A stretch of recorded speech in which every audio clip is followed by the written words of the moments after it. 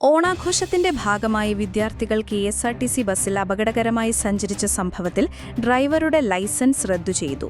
മൂവാറ്റുപുഴ ഡിപ്പോയിൽ നിന്ന് വാടകയ്ക്കെടുത്ത ബസ്സിന്റെ ഡ്രൈവറുടെ ലൈസൻസാണ് എൻഫോഴ്സ്മെന്റ് ആർ.ടി.ഒ താൽക്കാലികമായി റദ്ദു ചെയ്തത്. മാത്രമല്ല, ഡ്രൈവർക്ക് IDTR പരിശീലനവും നിർദ്ദേശിച്ചിട്ടുണ്ട്. മറ്റു വാഹനങ്ങളുടെ ഉടമസ്ഥരെ വിളിച്ചുവരുത്തി വാഹനം ഓടിച്ചിരുന്നവരെ ഹാജരാക്കാൻ നിർദ്ദേശവും നൽകി. ഈ വാഹനങ്ങൾ ഓടിച്ചവരുടെ ലൈസൻസിലും നടപടിയുണ്ടാവും. മൂവാറ്റുപുഴയിലെ ഇലാഹി എഞ്ചിനീയറിംഗ് കോളേജിലെ ഓണാഘോഷ പരിപാടിയുടെ ഭാഗമായാണ് ആൺകുട്ടികളും പെൺകുട്ടികളും ബസ്സിന്റെ ചവിട്ടുപടിയിലും ജനലുകളിലും ഇരുന്നും നിന്നുമൊക്കെ യാത്ര ചെയ്തുള്ള ഘോഷയാത്ര സംഘടിപ്പിച്ചത്.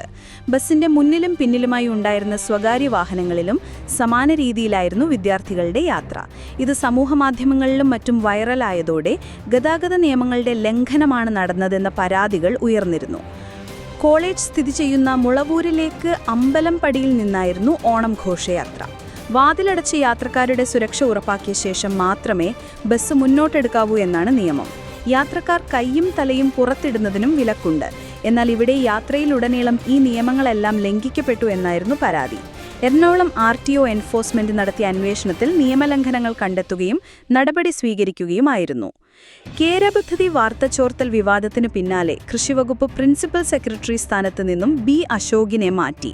കേരപദ്ധതിക്ക് ലോകബാങ്ക് നൽകിയ ഫണ്ട് വകമാറ്റിയ വിവരം മാധ്യമപ്രവർത്തകർക്ക് ലഭിച്ചതെങ്ങനെയെന്ന് അന്വേഷിക്കാൻ നിയോഗിച്ച B. അശോക് മുഖ്യമന്ത്രിയുടെ ഓഫീസിനെ പ്രതിരോധത്തിലാക്കുന്ന റിപ്പോർട്ട് സമർപ്പിച്ചതിനു പിന്നാലെയാണ് സ്ഥലം മാറ്റം. ടിങ്കു ബിസ്വാളയാണ് പകരം ചുമതല. കൃഷിവകുപ്പിലെ 4 ഉദ്യോഗസ്ഥർ മാത്രം കൈകാര്യം ചെയ്ത ഫയൽ എങ്ങനെ മുഖ്യമന്ത്രിയുടെ ഓഫീസിന് ലഭിച്ചു എന്ന അന്വേഷണ റിപ്പോർട്ടിൽ B. അശോക് സൂചിപ്പിച്ചിരുന്നു. ഇതിന് പിന്നാലെയാണ് നടപടി. KTDFC ചെയർമാൻ സ്ഥാനത്തേക്കാണ് അശോകിനെ മാറ്റിയത്. NDA സഖ്യം വിടുന്നുവെന്ന് CK ജാനു. ജാനുവിന്റെ നേതൃത്വത്തിലുള്ള ജനാധിപത്യ രാഷ്ട്രീയ സഭയുടെ സംസ്ഥാന കമ്മിറ്റിയിലാണ് തീരുമാനം. NDAയിൽ നിന്ന് കടുത്ത അവഗണന നേരിട്ടതിനാലാണ് തീരുമാനമെന്ന് ജാനു പറഞ്ഞു. 2016 നിയമസഭാ തെരഞ്ഞെടുപ്പ് മുതൽ NDAയിലായിരുന്നു CK ജാനു. സുൽത്താൻ ബത്തേരി മണ്ഡലത്തിൽ NDAയുടെ സ്ഥാനാർത്ഥിയായി മത്സരിക്കുകയും ചെയ്തു. പിന്നീട് 2018 BJP അവഗണിക്കുന്നു എന്നാരോപിച്ച് NDA വിട്ടു. തുടർന്ന് LDFനൊപ്പം ചേരാൻ CPIയുടെ അന്നത്തെ സെക്രട്ടറി കാനം രാജേന്ദ്രനുമായി ചർച്ച നടത്തിയെങ്കിലും 2021 വീണ്ടും NDAയിൽ തിരിച്ചെത്തി. 5 മണിക്കൂർ നീണ്ട യാത്ര 1 മണിക്കൂറായി ചുരുങ്ങി. ദേശീയപാതയിൽ അങ്കമാലി മണ്ണുത്തി ഭാഗത്തെ ഗതാഗതക്കുരുക്കിൽ വന്ന മാറ്റത്തെ ഇങ്ങനെ പറയാം. ഒപ്പം ചില ഉപാധികളും വയ്ക്കണം. മഴ കനത്തും വാഹനങ്ങളുടെ ഒഴുക്ക് കൂടുകയും ചെയ്താൽ ഈ കണക്കുകൂട്ടൽ പാളും. സുപ്രീം കോടതിയുടെ രൂക്ഷ വിമർശനത്തിന് ശേഷം സർവീസ് റോഡ് തകരാർ പരിഹരിച്ചതും പോലീസ് ഗതാഗത നിയന്ത്രണം കൂട്ടിയതുമാണ് ഇപ്പോഴത്തെ രക്ഷയ്ക്ക് കാരണം. പക്ഷേ ഓണത്തിരക്ക് വരുമ്പോൾ എന്ത് സംഭവിക്കും? ദിവസം ഏകദേശം 75,000 വാഹനങ്ങളാണ് ദേശീയപാതയിൽ അങ്കമാലി മണ്ണുത്തി ഭാഗം കടന്നുപോകുന്നത്. കേരളത്തിലെ ഏറ്റവും തിരക്കേറിയ ട്രാഫിക് കോറിഡോറാണ് ഈ മേഖല. സുപ്രീം കോടതി ടോൾ പിരിക്കൽ നിർത്തിവെച്ച് കുരുക്കഴിക്കാൻ നിർദ്ദേശിച്ചിരുന്നു. കേസ് അടുത്ത 9-ന് വീണ്ടും പരിഗണിക്കും. ദേശീയപാതയിലെ യാത്ര എങ്ങനെ? പാലിയക്കര ടോൾ ബൂത്ത് അടഞ്ഞുകിടക്കുന്നു. വാഹനങ്ങളുടെ നിരയില്ലാത്തതിനാൽ തന്നെ ബ്ലോക്കില്ല. മേൽപ്പാലം പണികൾ നടക്കുന്നത് ചിറങ്ങര, കൊരട്ടി, മുരിഞ്ഞൂർ, പേരാമ്പ്ര, ആമ്പല്ലൂർ, മുടിക്കോട്, വാണിയമ്പാറ എന്നിവിടങ്ങളിലാണ്. എന്താണ് ഈ സ്ഥലങ്ങളിലെ സ്ഥിതി എന്ന് നോക്കാം. ആമ്പല്ലൂർ, പേരാമ്പ്ര, മുരിഞ്ഞൂർ പോയിന്റുകളിൽ പൊതുവെ തിരക്ക് കുറവ്. 5 മിനിറ്റിനുള്ളിൽ കടക്കാം. ഇവിടെ ടാറിംഗ് ഏകദേശം പൂർത്തിയായി, പൊതുവെ മികച്ചതും. ചിറങ്ങരയിൽ ടാറിങ്ങിനു പകരം പാച്ച് വർക്ക് മാത്രം, അതിനാൽ നല്ല തിരക്കുമുണ്ട്. തൃശൂർ ഭാഗത്തേക്ക് പോകുന്ന വാഹനങ്ങളുടെ നിര രാത്രി 7 മണിക്ക് പൊങ്ങം വരെ നീളുന്നു. പാച്ച് വർക്ക് ചെയ്ത സ്ഥലങ്ങളിൽ കുഴികളും രൂപം കൊള്ളുന്നു. മഴ കൂടിയാൽ വീണ്ടും വൈകും. മുടിക്കോട് കുരുക്ക്. തൃശൂർ പാലക്കാട് റോഡ് ഭാഗത്ത് മുടിക്കോട് ടാറിങ്ങും പാച്ച് വർക്കും അപൂർണം. ഈ ഭാഗം കടക്കാൻ 5 മുതൽ 10 മിനിറ്റ് വരെ സമയം കൂടുതൽ വേണം. അതുമാത്രമല്ല, റോഡിൽ താരതമ്യേന വലിയ കുഴികളുമുണ്ട്. ചെറിയ വാഹനങ്ങൾ അടിത്തട്ടുന്നതും സ്ഥിരം പതിവ്. മഴ കൂടിയാൽ രാത്രിയിലും യാത്ര കഠിനമാണ്. എന്നാൽ അങ്കമാലി മണ്ണുത്തി മേഖലയിലതുപോലെ വാഹനത്തിരക്ക് ഇവിടെ ഇല്ലാത്തതു മാത്രം രക്ഷ. ആമ്പല്ലൂർ മാതൃകയിൽ ടാറിംഗ് നടത്തിയിരുന്നെങ്കിൽ മുടിക്കോടും ചിറങ്ങരയിലും തിരക്ക് കുറയ്ക്കാമെന്ന് വ്യക്തം. ദേശീയപാത അതോറിറ്റി നടത്തിയ ടാറിംഗ് മാത്രമല്ല തിരക്ക് കുറയ്ക്കാൻ കാരണം. ടോൾ പിരിയും ഗതാഗതക്കുരുക്കും സുപ്രീം കോടതി വരെ എത്തിയപ്പോഴാണ് അധികൃതർ ചില ക്രമീകരണങ്ങൾ നടത്തിയത്. അവ എന്താണെന്ന് നോക്കാം. ഓണത്തിരക്ക് നിയന്ത്രിക്കുന്നതിന് ഈ ക്രമീകരണങ്ങൾ പ്രയോജനപ്പെടുമോ? ബദൽ റൂട്ടുകൾ. ഏതെങ്കിലും പോയിന്റിൽ കുരുക്ക് അരമണിക്കൂർ കൂടിയാൽ വഴി തിരിച്ചുവിടും. വടക്കു ഭാഗത്തേക്കുള്ള ഭാരവാഹനങ്ങൾ ഇടപ്പള്ളിയിൽ നിന്ന് NH 66 വഴി തിരിച്ചുവിടും. മണ്ണുത്തിയിലും ഡൈവേർഷൻ.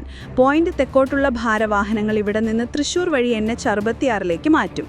ഈ വഴി തിരിച്ചുവിടൽ ഭാരവാഹനങ്ങൾക്ക് മാത്രമാണ് ബാധകം. പോയിന്റുകളോട് ചേർന്ന് ചെറിയ വാഹനങ്ങൾക്ക് ബദൽ റൂട്ടുകൾ. ഓരോ പോയിന്റും നിരീക്ഷിക്കും. തിരക്ക് കൂടിയാൽ ആളൂർ റൂട്ടിലേക്ക് വഴിതിരിച്ചുവിടും. തലോർ, തൊട്ടിപ്പാൽ, ആളൂർ, അന്നമണത വഴി, കൊടക്കര, ആളൂർ വഴി എന്നിവയാണ് പ്രധാനം. ഈ വഴി പോയാൽ ചെറിയ വാഹനങ്ങൾ ചുരുങ്ങിയത് 1 മണിക്കൂർ കൊണ്ട് ഈ മേഖല കടക്കാം. പക്ഷെ ചെറിയ വഴിയാണ്, അധിക വേഗത പാടില്ല. മാത്രമല്ല ചെറിയ റോഡിലും കുരുക്കുകൾ വരാം. 40 പോയിന്റുകളിൽ പോലീസ് നിരീക്ഷണം. 70 പോലീസ് ഓഫീസറും 40 ദേശീയപാതാ ജീവനക്കാരും പോയിന്റുകൾ നിരീക്ഷിക്കുന്നു. 24 മണിക്കൂറും. ചാലക്കുടി പോലീസ് സ്റ്റേഷനിൽ ട്രാഫിക് കൺട്രോൾ റൂം പ്രവർത്തിക്കുന്നു. ഇവയെല്ലാം കടലാസിലെ ക്രമീകരണങ്ങൾ മാത്രമാണ്. ഇവ പ്രവർത്തിക്കുന്നത് പല ഘടകങ്ങളെ ആശ്രയിച്ചാണ്. മഴ വന്നാൽ സ്ഥിതി മാറി. അതുപോലെ തിരക്ക് കൂടിയാലും മതി. രാത്രിയിൽ വെളിച്ചം കുറവ് ക്രമീകരണത്തെ ബാധിക്കുന്നു. ഇവയ്ക്കു പുറമെ യാത്രക്കാർക്ക് ഈ കാര്യങ്ങൾ ശ്രദ്ധിക്കാം. അതിൽ പ്രധാനം ദേശീയപാതയിലെ തിരക്കിന്റെ പൊതു സ്വഭാവമാണ്. 24 മണിക്കൂറും വാഹനങ്ങൾ കടന്നുപോകുന്ന പാതയാണിത്. എപ്പോഴാണ് തിരക്ക് കൂടുക എന്ന് പറയുക എളുപ്പമല്ല എന്ന് അധികൃതർ. എന്നാൽ പൊതുവെ രാവിലെ 8 മുതൽ 11 വരെ ഇരുഭാഗത്തേക്കും നല്ല തിരക്കുണ്ട്. വൈകിട്ട് 3 മുതൽ 11 വരെയും തിരക്ക് കൂടുതൽ. അവധി ദിവസങ്ങളിൽ ഈ സമയങ്ങളിൽ തിരക്ക് പിന്നെയും കൂടുന്നു. ഉച്ചസമയം തിരക്ക് കുറയുന്നു. രാത്രി വൈകിയും തിരക്ക് കുറവാണ്. പക്ഷേ ഭാരവാഹനങ്ങൾ കൂടുതൽ. വെളിച്ചക്കുറവും പ്രശ്നം. യാത്രയ്ക്ക് മുൻപ് തിരക്ക് എങ്ങനെയെന്ന് മനസ്സിലാക്കാം. ഓരോ പോയിന്റിലെയും തിരക്ക് ഗൂഗിൾ മാപ്പിൽ ഏറെക്കുറെ അറിയാം. പക്ഷേ മിനിറ്റുകളുടെ ഇടവേളയിൽ തിരക്ക് കുറയുകയും കൂടുകയും ചെയ്യുന്നു. കുറുക്കു കൂടുന്നതിന് മറ്റൊരു കാരണം അപകടങ്ങളാണ്. അപകടത്തിൽപ്പെടുന്ന വാഹനങ്ങൾ മാറ്റുന്നതിന് സമയമെടുക്കുന്നു. രാഹുൽ മാങ്കുട്ടത്തിൽ നിയമസഭാ സമ്മേളനത്തിൽ പങ്കെടുക്കുമെന്ന് UDF കൺവീനർ അടൂർ പ്രകാശ് പറഞ്ഞു. ഇതിനേക്കാൾ ഗുരുതരമായ ആരോപണങ്ങൾ നേരിടുന്നവർ ഭരണപക്ഷത്തുള്ളപ്പോൾ രാഹുൽ നിയമസഭയിൽ വരാതിരിക്കുന്നത് എന്തിനാണെന്നും അടൂർ പ്രകാശ് ചോദിച്ചു. രാഹുലിനെതിരെയുള്ള ആരോപണങ്ങളിൽ കഴമ്പില്ലെന്നും അദ്ദേഹം പറഞ്ഞു. രാഹുലിന് സംരക്ഷണമൊരുക്കും. മറുഭാഗത്തുള്ളവർക്കെതിരെയും സമാന ആരോപണമുണ്ട്. അവർക്ക് ലഭിക്കുന്ന നീതി രാഹുലിനും വേണം. രാഹുൽ നിയമസഭാ സമ്മേളനത്തിൽ പങ്കെടുക്കും. നിയമം എല്ലാവർക്കും ഒരുപോലെയാണ്. രാഹുലിനെ മാത്രം എന്തിനു മാറ്റി നിർത്തണം? രാഹുലിനെതിരെ കേസില്ല. കേസെടുക്കുമ്പോൾ നോക്കാം. CPM അല്ല കോൺഗ്രസിന്റെ കാര്യങ്ങൾ തീരുമാനിക്കുന്നത് എന്ന് അടൂർ പ്രകാശ് പറഞ്ഞു. കണ്ണൂർ കണ്ണപുരത്ത് സ്ഫോടനം നടന്ന വീട് വാടകയ്ക്കെടുത്ത അനൂപ് മാലിക്കിന്റെ ഇടപാടുകൾ ദുരൂഹം. സ്ഫോടക വസ്തുക്കൾ കൊണ്ടുവന്ന് ഉഗ്രശേഷിയുള്ള പടക്കങ്ങളും ബോംബിന് സമാനമായ വസ്തുക്കളും ഉണ്ടാക്കി വിൽക്കുകയാണ് ഇയാൾ ചെയ്തിരുന്നത്. തകർന്ന വീടിന് സമീപത്തു നിന്നും കണ്ടെത്തിയത് ബോംബ് പോലെ പൊട്ടാൻ ശേഷിയുള്ള സ്ഫോടക വസ്തുക്കളാണ്. ഉത്സവങ്ങൾക്ക് വേണ്ടിയെന്ന് പറഞ്ഞാണ് നേരത്തെ അനൂപ് സ്ഫോടക വസ്തുക്കൾ നിർമ്മിച്ചിരുന്നതെങ്കിലും ആർക്കാണ് വിറ്റിരുന്നതെന്നുൾപ്പെടെയുള്ള കാര്യങ്ങൾ ദുരൂഹമാണ്. സ്ഫോടക വസ്തു നിരോധന നിയമപ്രകാരം 7 കേസുകളിൽ പ്രതിയാണ് അനൂപ്. 2022 വിവാഹ പാർട്ടിക്ക് നേരെ ബോംബെറിഞ്ഞു യുവാവിനെ കൊലപ്പെടുത്തിയ കേസിലും ഇയാൾ കൂട്ടുപ്രതിയാണ്. 2016 പൊടിക്കുണ്ടിൽ അനൂപ് സൂക്ഷിച്ചിരുന്ന സ്ഫോടക വസ്തുക്കൾ പൊട്ടിത്തെറിച്ച് നിരവധി പേർക്ക് പരിക്കേൽക്കുകയും വീടുകൾ തകരുകയും ചെയ്തുവെന്ന കേസിൽ നിന്നുൾപ്പെടെ അനൂപ് സ്വാധീനം ഉപയോഗിച്ച് രക്ഷപ്പെട്ടുവെന്ന് ആരോപണമുണ്ടായിരുന്നു. 3 മാസത്തേക്കെന്ന് പറഞ്ഞാണ് 1 വർഷം മുമ്പ് അനൂപ് വീട് വാടകയ്ക്കെടുത്തതെന്ന് വീട്ടുടമസ്ഥയായ ദേവി പറഞ്ഞു. തൊഴിലാളികൾക്ക് താമസിക്കാനാണ് 3-4 പേരുണ്ടാകുമെന്നും അനൂപ് പറഞ്ഞു. 3 മാസത്തേക്കായതിനാൽ കരാർ എഴുതിയില്ല. ആധാർ കാർഡ് മാത്രമാണ് വാങ്ങിയത്. ഏതാനും ആഴ്ചകൾക്ക് മുൻപ് വീട്ടിലെത്തി പരിശോധന നടത്തിയെങ്കിലും സ്ഫോടക വസ്തുക്കളോ അസ്വാഭാവികമായോ ഒന്നും കണ്ടില്ല. എല്ലാം നല്ല വൃത്തിയായി സൂക്ഷിച്ചിരുന്നു. വാടകയും കൃത്യമായി നൽകുന്നുണ്ടായിരുന്നു. ഇന്നലെ രാത്രി പോലീസ് വിളിച്ചു പറയുമ്പോഴാണ് സ്ഫോടനം നടന്നതറിയുന്നത്. തുടർന്ന് വീടിനടുത്തുള്ളയാളെ വിളിച്ചുറപ്പുവരുത്തി രാത്രിയിൽ അവിടേക്ക് പോകാൻ സാധിക്കാത്ത അവസ്ഥയായിരുന്നു. നേരം പുലർന്നപ്പോൾ വീടിന്റെ അവസ്ഥ കണ്ട് ഹൃദയം തകർന്നുവെന്നും ദേവി പറഞ്ഞു. വീട്ടിനുള്ളിൽ എന്താണ് നടന്നിരുന്നതെന്നറിയില്ലായിരുന്നു എന്നും നാട്ടുകാരും പറഞ്ഞു. ഏതെങ്കിലുമൊക്കെ സമയത്താണ് ആളുകൾ വരുന്നതും പോകുന്നതും. മിക്കപ്പോഴും ഹെൽമറ്റ് ധരിച്ചു വരുന്നതിനാൽ ആരാണെന്ന് തിരിച്ചറിയാൻ സാധിക്കുമായിരുന്നില്ലെന്നും നാട്ടുകാർ പറഞ്ഞു. സ്ഫോടനത്തിൽ മരിച്ച ചാലാട്ട് സ്വദേശി മുഹമ്മദ് അക്സം അനൂപിന്റെ ഭാര്യ സഹോദരനാണ്. ഇയാൾ മുമ്പ് കാൽടെക്സിൽ ഹോട്ടൽ നടത്തിയിരുന്നു. പിന്നീട് വസ്ത്രവ്യാപാരം ഉൾപ്പെടെ പല ജോലികളും ചെയ്തു. തുടർന്നാണ് അനൂപിന്റെ കൂടെ സഹായിയായി ചേർന്നത്. എന്നാൽ ഇയാൾക്ക് സ്ഫോടക വസ്തുക്കൾ നിർമ്മിക്കുന്നതിൽ വൈദഗ്ധ്യമുണ്ടോ എന്ന കാര്യവും അറിയില്ല. റഷ്യൻ പ്രസിഡന്റ് വ്ളാഡിമിർ പുടിനുമായി കൂടിക്കാഴ്ച നടത്താനിരിക്കെ പ്രധാനമന്ത്രി നരേന്ദ്രമോദിയെ ഫോണിൽ വിളിച്ച് യുക്രൈൻ പ്രസിഡന്റ് വൊളോഡിമിർ സെലൻസ്കി. ഷങ്ഹായ് ഉച്ചകോടിക്കായി ചൈനയിലേക്ക് പുറപ്പെടും മുൻപ് ശനിയാഴ്ചയാണ് മോദിയെ സെലൻസ്കി വിളിച്ചത്. യുക്രൈൻ യുദ്ധം അവസാനിപ്പിക്കുന്നതിനുള്ള ശ്രമങ്ങളെക്കുറിച്ച് ഇരു നേതാക്കളും ചർച്ച നടത്തിയെന്നാണ് വിവരം. സെലൻസ്കി വിളിച്ച വിവരം പ്രധാനമന്ത്രി സമൂഹമാധ്യമത്തിൽ പങ്കുവച്ചു. ഇന്നത്തെ ഫോൺ കോളിന് സെലൻസ്കിക്ക് നന്ദി. തുടരുന്ന യുദ്ധത്തെക്കുറിച്ചും അതിന്റെ മാനുഷിക വശത്തെക്കുറിച്ചും സമാധാനവും സ്ഥിരതയും പുനഃസ്ഥാപിക്കാനുള്ള ശ്രമങ്ങളെക്കുറിച്ചുമുള്ള ആശയങ്ങൾ പരസ്പരം സംസാരിച്ചു. ഈ രീതിയിലുള്ള എല്ലാ ശ്രമങ്ങൾക്കും ഇന്ത്യയുടെ പൂർണ്ണ പിന്തുണയുണ്ടാകുമെന്നും മോദി കുറിച്ചു. അടുത്തിടെ US പ്രസിഡന്റ് ഡൊണാൾഡ് ട്രംപുമായി കൂടിക്കാഴ്ച നടത്തിയതിന്റെ വിവരങ്ങൾ മോദിയെ അറിയിച്ചു എന്ന് സെലൻസ്കി പറഞ്ഞു. പുടിനുമായി ചർച്ച നടത്താനുള്ള സന്നദ്ധത ആവർത്തിച്ചുവെന്നും അദ്ദേഹം കൂട്ടിച്ചേർത്തു. യുക്രൈൻ വിഷയം ചർച്ച ചെയ്യാനായി 2ാം തവണയാണ് സെലൻസ്കി മോദിയെ വിളിച്ചത്. സംഗമത്തിനായുള്ള സമിതിയുടെ നേതൃത്വം രാഷ്ട്രീയ വിമുക്തവും തികഞ്ഞ അയ്യപ്പ ഭക്തരും ഉൾക്കൊള്ളുന്നതുമായിരിക്കണമെന്ന് NSS general secretary G Sukumaran Nair പ്രസ്താവനയിൽ അറിയിച്ചു. ശബരിമല അയ്യപ്പ ക്ഷേത്രത്തിൽ നിലനിന്നു പോരുന്ന ആചാരാനുഷ്ഠാനങ്ങൾക്ക് കോട്ടം തട്ടാതെയും ക്ഷേത്രത്തിന്റെ പരിശുദ്ധി സംരക്ഷിച്ചുകൊണ്ടുമുള്ള വികസന പ്രവർത്തനങ്ങൾ നടത്താനാണ് അയ്യപ്പ സംഗമം കൊണ്ടുദ്ദേശിക്കുന്നതെങ്കിൽ അത് നല്ലതുതന്നെ. ഇതിലേക്ക് രൂപപ്പെടുന്ന സമിതിയുടെ നേതൃത്വം രാഷ്ട്രീയ വിമുക്തവും തികഞ്ഞ അയ്യപ്പ ഭക്തരും ഉൾക്കൊള്ളുന്നതുമായിരിക്കണം. എങ്കിൽ മാത്രമേ ഈ സംഗമം കൊണ്ടുദ്ദേശിക്കുന്ന ലക്ഷ്യം നേടാൻ കഴിയുകയുള്ളൂ എന്ന് NSS പ്രസ്താവന പറയുന്നു. നിലവിൽ മുഖ്യമന്ത്രിയാണ് സമിതിയുടെ രക്ഷാധികാരി, മന്ത്രിമാർ അംഗങ്ങളുമാണ്. മിനിസ്റ്റർ ആ പഴയ ബുക്ക് സ്റ്റാളായിരിക്കും നോക്കുന്നതല്ലേ? അതിതാണ്. ഷട്ടറിട്ടിരിക്കുന്ന കടമുറികൾ ചൂണ്ടിക്കാണിച്ച് മേയർ M. അനിൽകുമാർ പറഞ്ഞു. SFI കാലത്ത് പരിപാടികൾക്ക് പോകാൻ സ്ഥിരം വന്നുകൊണ്ടിരുന്ന സ്റ്റാൻഡാണിത്. എത്രയോ വട്ടം വന്നിരിക്കുന്നു. മേയർ ഓർക്കുന്നില്ലേ? അന്നു പക്ഷേ ഇത്രയും വെള്ളക്കെട്ടൊന്നുമില്ലായിരുന്നു. മറുപടിയായി ധനമന്ത്രി KN ബാലഗോപാൽ പറഞ്ഞു. ശോചനീയാവസ്ഥയിലായ എറണാകുളം KSRTC ബസ് സ്റ്റാൻഡും കെട്ടിടവും പരിസരങ്ങളുമെല്ലാം സ്ഥലം MLA TJ വിനോദിനൊപ്പമാണ് മന്ത്രി. പുതിയ ബസ് സ്റ്റാൻഡ് നിർമ്മാണത്തിന് മന്ത്രി 12 കോടി രൂപയും പ്രഖ്യാപിച്ചു. അടുത്തിടെ കോട്ടയം മെഡിക്കൽ കോളേജിൽ തകർന്നു വീണ 57 വർഷത്തിന്റെ പഴക്കമുള്ള കെട്ടിടത്തിന്റെ അത്രയും തന്നെ പഴക്കമുണ്ട് എറണാകുളം KSRTC സ്റ്റാൻഡിലെ തകർന്നു നിലംപൊത്താറായ കെട്ടിടത്തിനും. 1968 കേരള പിറവി ദിനത്തിൽ രാജ്യത്തെ ഏറ്റവും വലിയ ബസ് സ്റ്റാൻഡ് എന്ന പ്രഖ്യാപനത്തോടെ പിറന്ന ആ സ്റ്റാൻഡ് പക്ഷേ ഇന്ന് സ്ഥാനത്തെ ഏറ്റവും മോശം സ്റ്റാൻഡ് എന്ന ഖ്യാതിയാണ് പേറുന്നത്. വെള്ളക്കെട്ടും മാലിന്യങ്ങളും തകർന്ന കെട്ടിടങ്ങളുമെല്ലാമായി നിൽക്കുന്ന സ്റ്റാൻഡ് നവീകരിക്കുമെന്ന ഒട്ടനവധി പ്രഖ്യാപനങ്ങളും മന്ത്രിമാരുടെ സന്ദർശനത്തിനുമൊടുവിലാണ് ഇന്ന് ധനമന്ത്രി നേരിട്ടെത്തി ശോചനീയാവസ്ഥ വിലയിരുത്തിയതും 12 കോടി രൂപ അനുവദിച്ചതുമൊക്കെ. മുൻപ് സ്റ്റാൻഡ് നിർമ്മാണത്തിന് കൊച്ചിൻ സ്മാർട്ട് മിഷൻ ലിമിറ്റഡ് തുക അനുവദിക്കാമെന്ന് ഉറപ്പു നൽകിയിരുന്നെങ്കിലും സ്ഥലം കൈമാറ്റവുമായി ബന്ധപ്പെട്ട വകുപ്പുകൾ തമ്മിലുള്ള തർക്കത്തിൽപ്പെട്ട് കാര്യങ്ങൾ മുന്നോട്ടു പോയില്ല.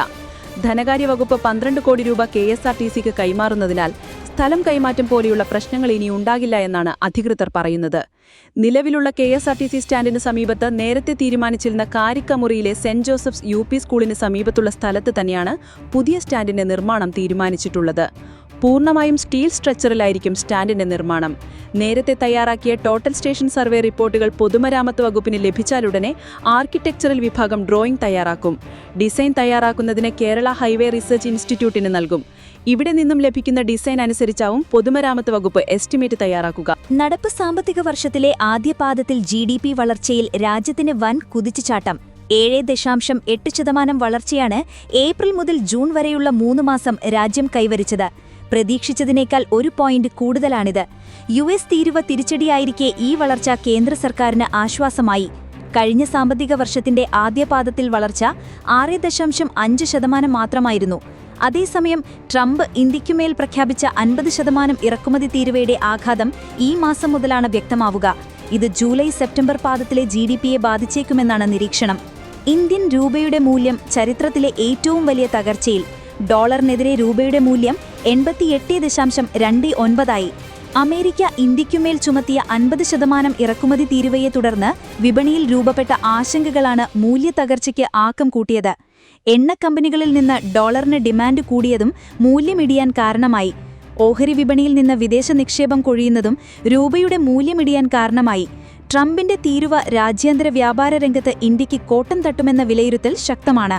സർക്കാർ വൈസ് ചാൻസലർ തർക്കം കാരണം സാങ്കേതിക സർവകലാശാലയിലെ ജീവനക്കാർ ബുദ്ധിമുട്ടരുതെന്ന് സുപ്രീം കോടതി. തർക്കങ്ങൾ രമ്യമായി പരിഹരിക്കണമെന്ന തൊഴുകൈയോടെ അഭ്യർത്ഥിക്കുകയാണെന്ന് ജസ്റ്റിസ് JB പർദിവാല അധ്യക്ഷനായ ബെഞ്ച് വ്യക്തമാക്കി.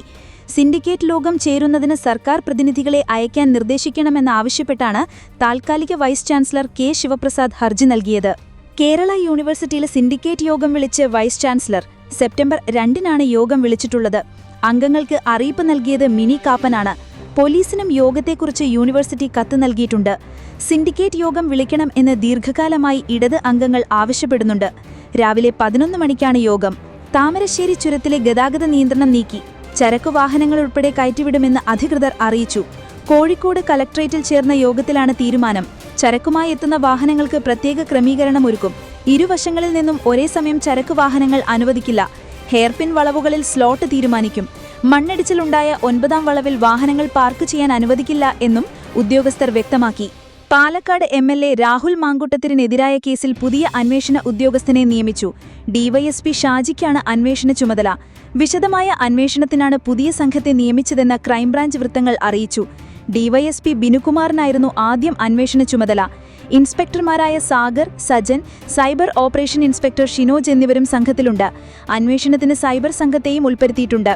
കേരള രാഷ്ട്രീയ ചരിത്രത്തിൽ കേട്ടുകേൾവിയില്ലാത്ത പരാതി പരമ്പരകളാണ് രാഹുൽ മാങ്കുട്ടത്തിനെതിരെ ഉയരുന്നത് എന്ന് CPM സംസ്ഥാന സെക്രട്ടറി MB ഗോവിന്ദൻ പറഞ്ഞു. മനസാക്ഷിയുള്ള ആർക്കും അംഗീകരിക്കാൻ കഴിയില്ല. പുറത്തുവന്ന വിവരങ്ങൾ മഞ്ഞുമലയുടെ അറ്റം മാത്രമാണ്. തുടർന്നു വരുന്നത് കേട്ടതിനേക്കാൾ കൂടുതൽ കാര്യങ്ങളാണ്. കൃത്യമായ തെളിവുകളോടെ നിൽക്കുമ്പോഴും കോൺഗ്രസ് എന്ത് നടപടിയെടുത്തു? പരാതി ഉയർന്നപ്പോൾ തന്നെ തേച്ചുമാച്ച് കളയാൻ ശ്രമിച്ചുവെന്നും MB ഗോവിന്ദൻ പറഞ്ഞു. പാലക്കാട് മണ്ഡലത്തിലേക്ക് വരണോ വേണ്ടയോ എന്ന് രാഹുൽ മാങ്കുട്ടത്തിലിത് തീരുമാനിക്കട്ടെ എന്നും കോൺഗ്രസ് അഭിപ്രായം പറയാനില്ല എന്നും ഷാഫി പറമ്പിൽ MP പറഞ്ഞു. രാഹുലിനെ പാർട്ടിയിലേക്ക് വീണ്ടും എങ്ങനെ എത്തിക്കുമെന്ന് ചർച്ച ചെയ്യാനായി എന്റെ നേതൃത്വത്തിൽ A ഗ്രൂപ്പ് യോഗം ചേർന്നു എന്ന വാർത്ത മാധ്യമ സൃഷ്ടിയാണെന്നും ഷാഫി പറഞ്ഞു. CPM അജണ്ട മാധ്യമങ്ങൾ ഏറ്റെടുക്കരുത് എന്നും ഷാഫി പറഞ്ഞു. ഖദർ ഇടണമെന്ന് പറഞ്ഞതിന് ചിലർ തന്നെ പരിഹസിച്ചതിന്റെ കാരണം ഇപ്പോഴാണ് തെളിഞ്ഞതെന്ന് കോൺഗ്രസ് നേതാവ് അജയ് തറയിൽ. ഖദർ ഡിസിപ്ലിന്റെ ഭാഗമാണ്. ഖാദിയുടെ പ്രാധാന്യത്തെക്കുറിച്ച് അടുത്തിടെ കോൺഗ്രസ്കാരെ ഓർമ്മിപ്പിച്ച കോൺഗ്രസ് നേതാവ് അജയ് തറയിൽ എറണാകുളം പള്ളിമുക്കിലെ ഖാദി ഷോറൂമിലെത്തി എല്ലാവരും ഖദർ വസ്ത്രം വാങ്ങി ഈ ഓണക്കാലം കളറാക്കണമെന്നും ആവശ്യപ്പെട്ടു. തിരുവനന്തപുരം ജനറൽ ഹോസ്പിറ്റലിൽ ശസ്ത്രക്രിയയ്ക്കിടെ യുവതിയുടെ നെഞ്ചിൽ ട്യൂബ് വയർ കുടുങ്ങിയ സംഭവത്തിൽ ഡോക്ടറുടെ ഭാഗത്ത് പിഴവുണ്ടെങ്കിൽ നടപടിയെടുക്കുമെന്ന് ഉറപ്പു നൽകിയതായി ആരോഗ്യവകുപ്പ് അറിയിച്ചു. വയർ കുടുങ്ങിയ ട്യൂബ് തിരിച്ചെടുക്കാനുള്ള ചികിത്സ നൽകും. യുവതിക്ക് വിദഗ്ധ ചികിത്സ സർക്കാർ സഹായത്തോടെ ഉറപ്പാക്കും. അല്ലെങ്കിൽ മറ്റു കാര്യങ്ങൾ സർക്കാരുമായി ആലോചിക്കും. ട്യൂബ് തിരിച്ചെടുക്കാൻ സാധിച്ചില്ലെങ്കിൽ നഷ്ടപരിഹാരം നൽകും. സംഭവത്തിൽ തിരുവനന്തപുരം ജനറൽ ഹോസ്പിറ്റലിലെ ഡോക്ടർ രാജീവ് കുമാറിനെതിരെ കേസെടുത്തിട്ടുണ്ട്. തൃശൂർ നഗരത്തിൽ ആംബുലൻസിന് വനിതാ പോലീസ് ഉദ്യോഗസ്ഥ വഴിയൊരുക്കിയ വീഡിയോ വൈറലായതിനു പിന്നാലെ മോട്ടോർ വാഹന വകുപ്പിന്റെ അന്വേഷണത്തിൽ ട്വിസ്റ്റ്. ആംബുലൻസിൽ രോഗിയില്ലെന്ന മോട്ടോർ വാഹന വകുപ്പ് അന്വേഷണത്തിൽ കണ്ടെത്തി. രോഗിയുണ്ടെന്ന് കരുതിയാണ് പോലീസ് ഉദ്യോഗസ്ഥ ആംബുലൻസിന് വഴിയൊരുക്കിയത്. പരിശോധനയിൽ ഡ്രൈവർ വീഡിയോ എടുത്തത് വണ്ടി ഓടിക്കുമ്പോഴാണെന്ന് മോട്ടോർ വെഹിക്കിൾ ഇൻസ്പെക്ടർ ബിജു പ്രതികരിച്ചു. സംഭവത്തിൽ പിഴ ഈടാക്കി ആംബുലൻസ് ഡ്രൈവറെയും സഹായിയെയും വിട്ടയച്ചു. കേരള കേഡറിലുള്ള IPS ഉദ്യോഗസ്ഥ D ശിൽപയെ കർണാടക കേഡറിൽ ഉൾപ്പെടുത്താനുള്ള ഹൈക്കോടതി ഉത്തരവിനെതിരെ കേന്ദ്ര സർക്കാരിന്റെ അപ്പീൽ. സുപ്രീം കോടതിയിൽ കേന്ദ്രം ഇത് സംബന്ധിച്ച് അപ്പീൽ സമർപ്പിച്ചു. കേഡർ മാറ്റം നിലവിൽ പ്രായോഗികമല്ലെന്നാണ് കേന്ദ്ര നിലപാട് എന്നാണ് സൂചന.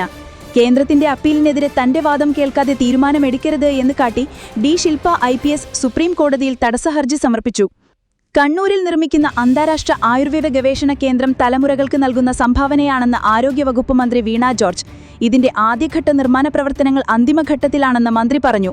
പ്രഥമ കേരള ആയുഷ് കായകൽപ അവാർഡ് വിതരണത്തിന്റെ ഉദ്ഘാടനം തിരുവനന്തപുരം ജിമ്മി ജോർജ് ഇൻഡോർ സ്റ്റേഡിയത്തിൽ വെച്ച് നിർവഹിക്കുകയായിരുന്നു മന്ത്രി. തത്തേങ്ങലം വനത്തിൽ കല്ലമ്പാറമലയിൽ കുടുങ്ങിയ യുവാക്കർക്കെതിരെ കേസെടുത്തു വനം വിഭാഗം. അതിക്രമിച്ചു കയറിയെന്ന വകുപ്പ് ചുമത്തി 3 യുവാക്കർക്കെതിരെ കേസെടുത്തിരിക്കുകയാണ് വനം വിഭാഗം. നാട്ടുക്കൽ പാറപ്പുറം സ്വദേശികളായ ഇർഫാൻ, ഷമീൽ, മുർഷിദ് എന്നിവരാണ് കഴിഞ്ഞ ദിവസം വനത്തിലകപ്പെട്ടത്. വനം വിഭാഗം RRT സംഘമെത്തിയാണ് ഇവരെ രക്ഷപ്പെടുത്തിയത്.